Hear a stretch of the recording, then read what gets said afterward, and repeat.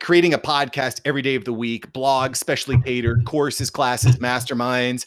You're doing all these different things with Entrepreneurs on Fire. How can we scale our show? How can we scale our podcast to meet all these specific needs?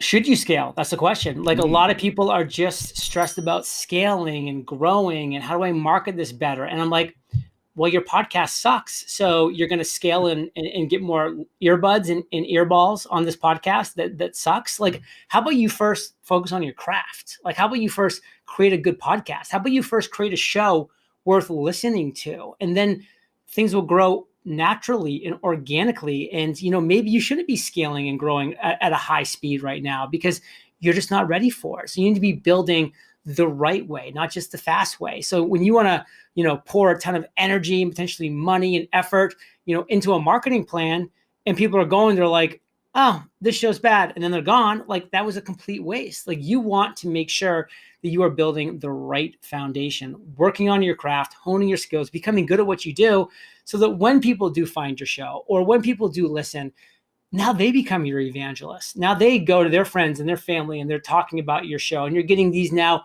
organic and referral leads that are coming in and listening. Now you're growing still slowly, but you're growing the right way. And so that's something that I just want to kind of plant as a seed for people is, there's like, oh my God, John, like, I'm not doubling my listens every single month. I'm like, good, because you shouldn't be. Like, you're not, your show's not good enough for it yet. Like, when I launched Entrepreneurs on Fire, I was a bad podcast host. Like, it took me a long time to become good at my craft.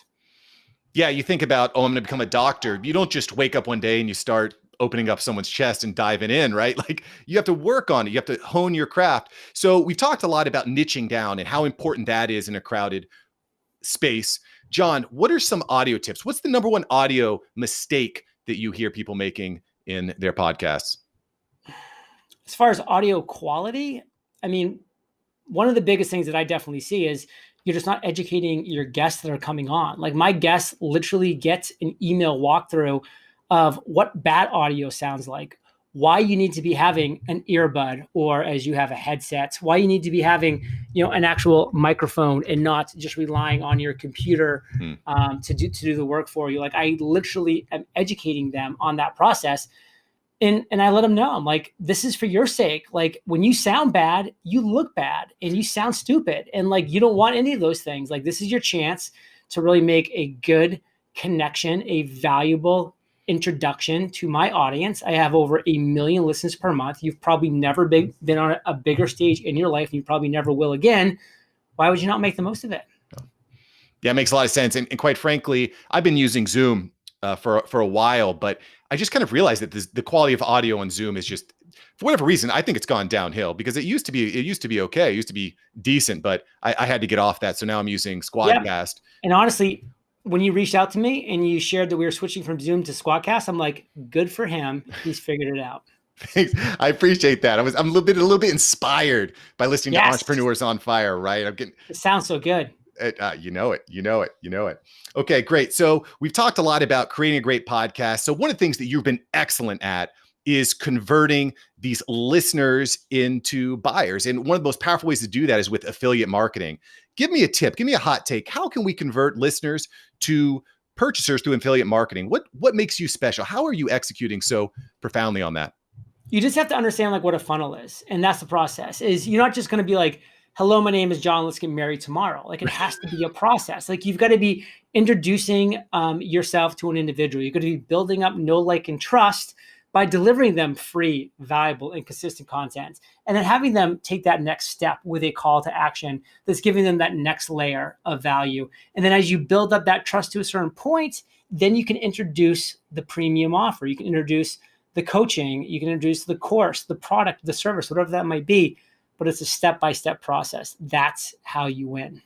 Yeah, don't sell too quick. Just take him out to dinner a couple times first, right? I mean, that makes sense. Or her. Or her, him or her. Just take him out to dinner. Awesome. So, John, if you had to go back, start a podcast today, and it wasn't about entrepreneurship, I'm curious, what would you talk about on your podcast? Health and wellness, just because that's where my focus is right now, and because I'm curious about it, because I'm passionate about it. it would really make for, a better show for me and for my listeners, because that's a couple key ingredients to making a good show. Like the curiosity, the passion, the excitement has to be there, as well as the value, the knowledge, the skills. But I would make sure to choose a topic within that I actually had some knowledge in as well. Yeah, I'm with you there. Sometimes when you get so fired up about entrepreneurship, you end up losing your way and you build your own prison, which is something I think about quite regularly. Okay, cool. So I'm going to get into some quick rapid fire questions here with you, John. Best item for under 25 bucks. What do you need? Logitech headset. Love it.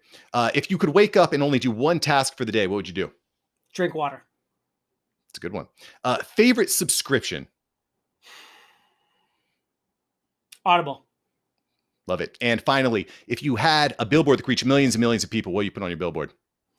Try not to become a person of success, but rather a person of value. JLD said it. I agree with it. John, thank you so much for your time, brother. Thank you so much for watching. I'm glad you enjoyed this episode. I've got several other episodes right here for you. Smash one of these videos to make sure that you don't miss out on the tips, tools, and tactics of industry experts. Let's take that side hustle full time. Smash one of these links.